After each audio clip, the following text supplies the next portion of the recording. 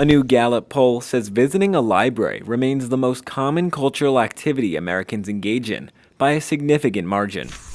Gallup says the average American went to a library 10.5 times during 2019. Americans only went to the movies, the second most popular activity on the list, 5.3 times per year.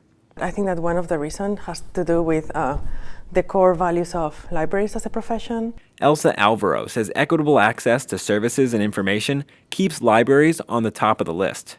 We not only meet your needs, so we try to anticipate them. Despite the rapidly changing landscape of how information is produced, former librarian John Schmidt says you don't have to read between the lines to understand why libraries have kept pace. The purpose of libraries is just going to serve the public, and how are you going to serve the public if you do not adapt to the public's needs? There will always be physical books, but not as much as there has been in the past. According to the Evanston Public Library's 2018 annual report, circulation of digital media increased 20% between 2017 and 2018. And Northwestern libraries say more than 86,000 items were checked out from University Library in the 2017-2018 school year. So we have experts in the different subjects that can connect students and faculty with the information resources in a particular field. They can also connect them with the rest of what the library can offer.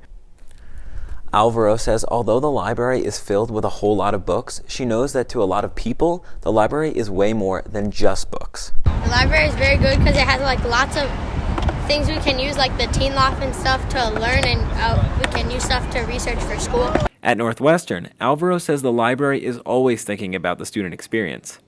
For instance, when MAT opened in 2017, we say, okay, what do we need now in this particular moment, and looking into the future to make a library that's entirely focused on students.